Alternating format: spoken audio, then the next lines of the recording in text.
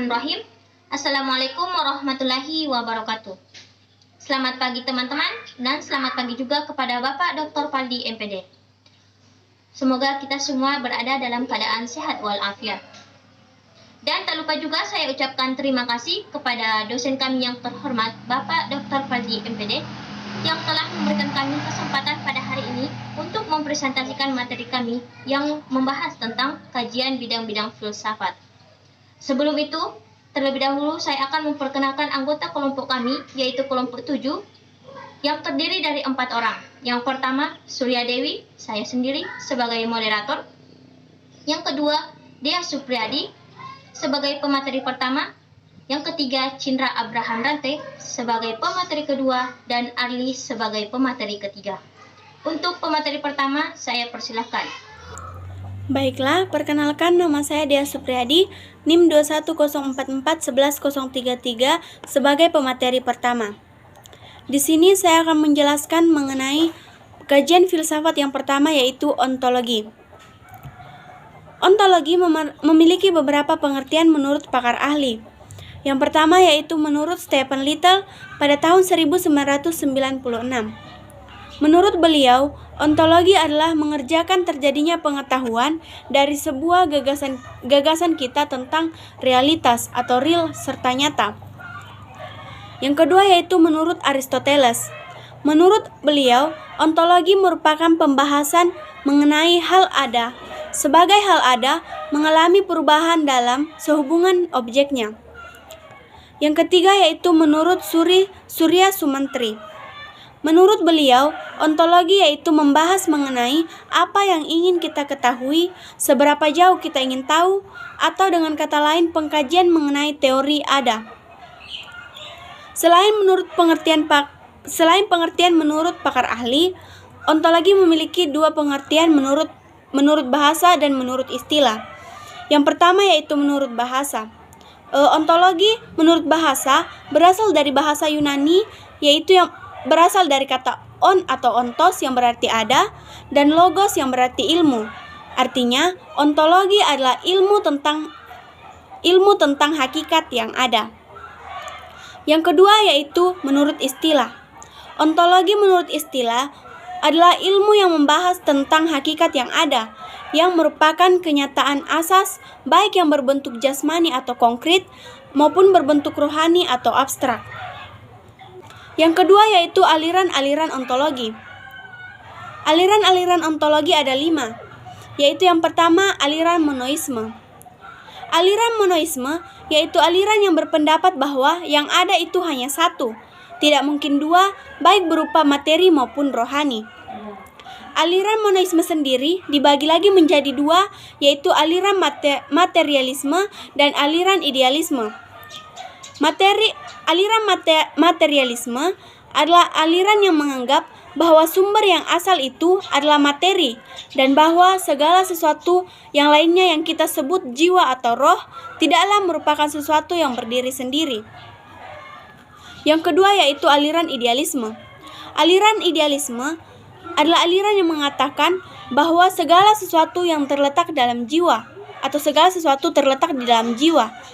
Dalam aliran ini menganggap bahwa di balik realitas fisik pasti ada sesuatu yang tidak nampak. Aliran yang kedua yaitu aliran dualisme. Aliran dualisme mengklaim bahwa fenomena mental adalah entitas non-fisik.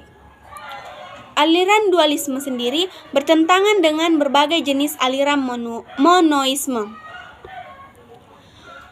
Aliran yang ketiga yaitu aliran pluralisme. Aliran pluralisme merupakan terminologi untuk menunjukkan paham kemajemukan.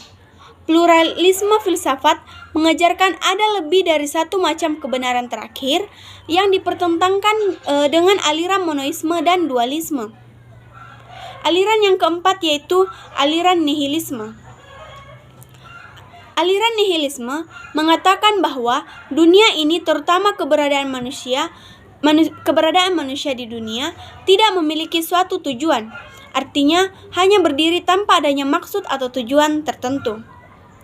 Aliran yang terakhir atau aliran yang kelima yaitu aliran agnostisisme.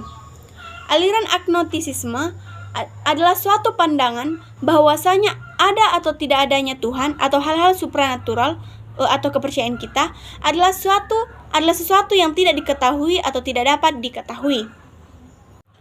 Yang ketiga yaitu aspek-aspek ontopologi.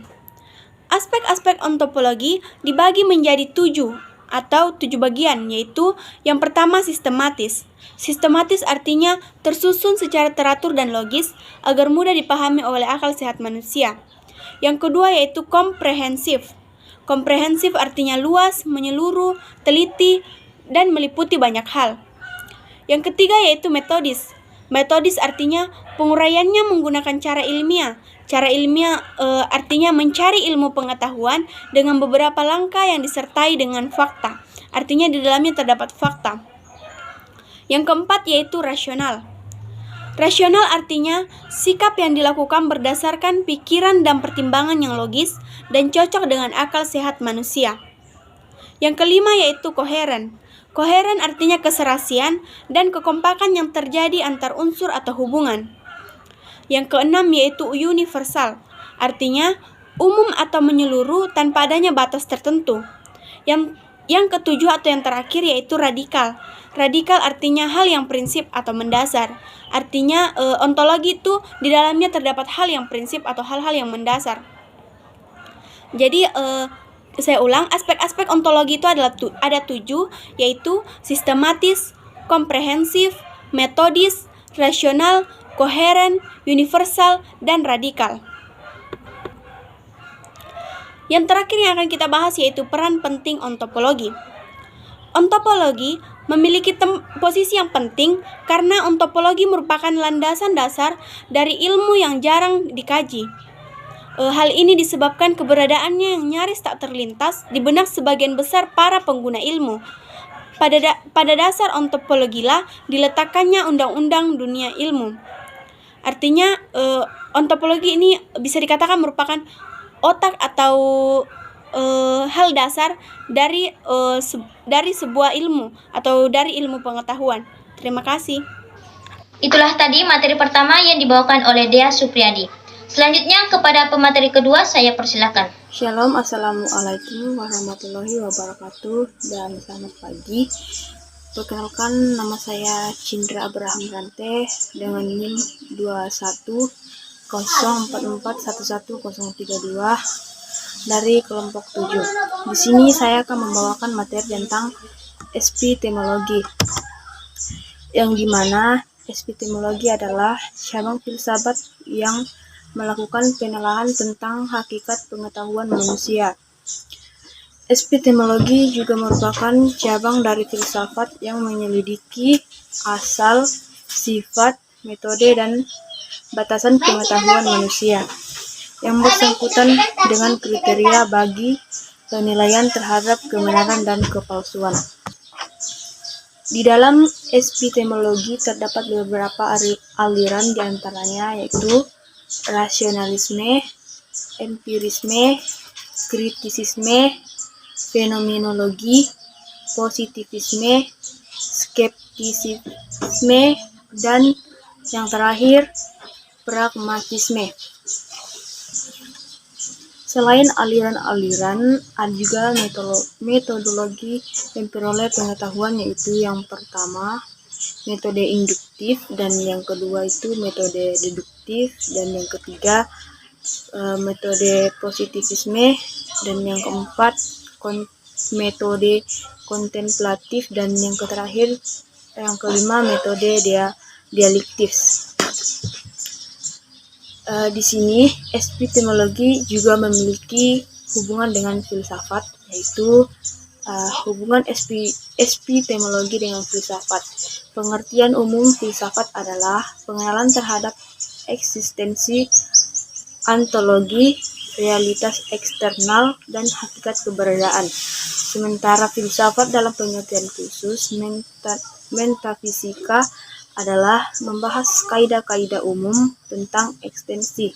Dalam dua pengertian tersebut telah diasumsikan mengenai kemampuan, kodrat, dan validitas akal dalam memahami hakikat dan realitas eksternal. Sekian presentasi dari saya, terima kasih. Itulah tadi materi kedua yang dibawakan oleh Cindra Abraham Rante. Selanjutnya kepada pemateri ketiga, saya persilakan. Assalamualaikum warahmatullahi wabarakatuh. Perkenalkan, nama saya Arli. Saya akan membawakan materi tentang kajian bidang-bidang filsafat yang membahas tentang aksiologi. Aksiologi berasal dari bahasa Yunani, yaitu aksio yang berarti nilai, logos yang berarti teori. Jadi aksiologi artinya teori nilai, yang merupakan penyelidikan mengenai kodrat, kriteria, dan status metafisik dari nilai. Aksiologi terdiri dari 3 hal utama, yaitu logika, etika, dan estetika. Logika pada dasarnya merupakan suatu teknik atau metode yang diciptakan untuk meneliti ketepatan dalam penalaran.